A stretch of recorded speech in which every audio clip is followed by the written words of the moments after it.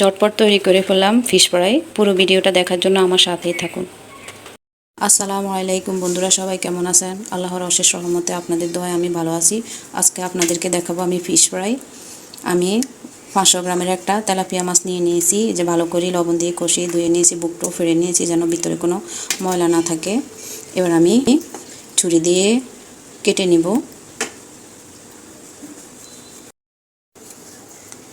আমি মাছটা এপিঠ ওপিঠ দু পিঠেই চিকন চিকন করে কেটে নিয়েছি, দেখতেই পাচ্ছেন আপনারা।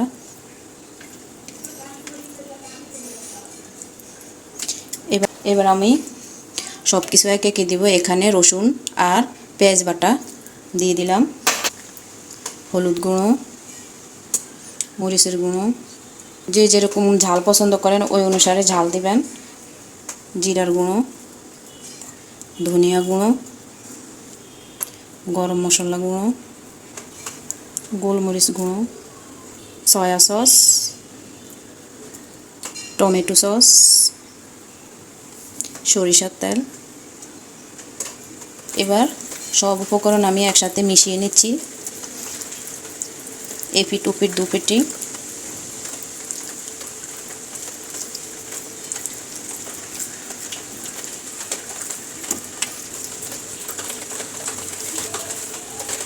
ভালো করে মিশিয়ে যত বেশি রেস্টে রাখবো ততই টেস্টি এবং সুস্বাদু মজাদার হবে।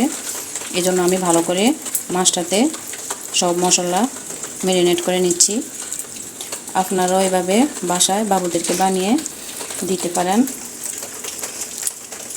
আমি তেলাপিয়া মাছ নেওয়ার কারণে হচ্ছে আমার ছোট বাবুরা কাঁটাযুক্ত মাছ খেতে পারে না, এই জন্য আমি তেলাপিয়া মাছ দিয়ে আপনাদেরকে বারবিকিউ বলেন আর ফিশ ফ্রাই বলেন এটা দেখাচ্ছি। ভালো করে আমি এই যে দেখেন ম্যারিনেট করে নিচ্ছি। লবণ দিতে ভুলে গিয়েছি, পরিমাণ মতো লবণ দিয়ে দিলাম। লবণটা এমন পর্যায়ে হতে হবে, বেশি হলেও ফিশ ফ্রাইটা খাওয়া সম্ভব না, কম হলেও খাওয়া সম্ভব না। তাই সব কিছুই পরিমাণ মতো সুন্দর করে দিয়ে ম্যারিনেট করে নিতে হবে। আমার ম্যারিনেট করাটা প্রায় শেষ পর্যায়ে। মাছটাকে আধা ঘন্টার জন্য রেস্টে রেখে দিলাম।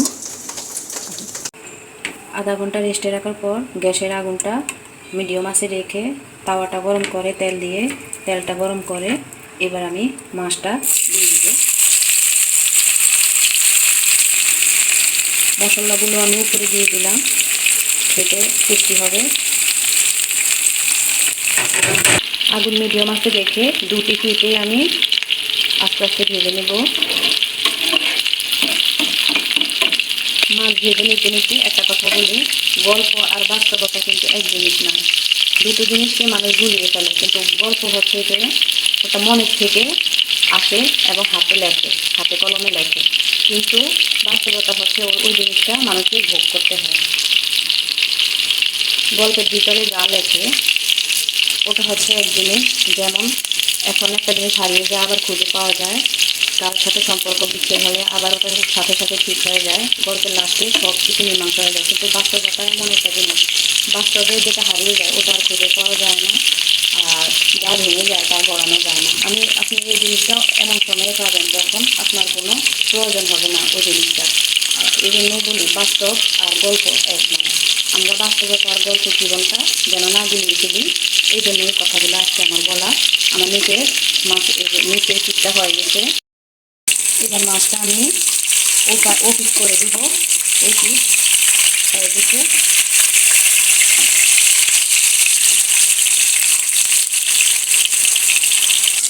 এপিট ওপিট দু পিঠে আমার ফ্রাই করা শেষ, এবার উঠিয়ে নিচ্ছি। আমার ফিশ ফ্রাই তৈরি। আমার ডিশটা কেমন হয়েছে দেখে বলবেন, আমার সাথেই থাকবেন। যদি পছন্দ হয় কমেন্ট করে জানাবেন, লাইক সাবস্ক্রাইব করবেন, সব সময় সাথেই থাকবেন। আমার ভিডিওটা শেষ পর্যায়ে আজকের মতো এখানে বিদায়। আল্লাহ হাফেজ।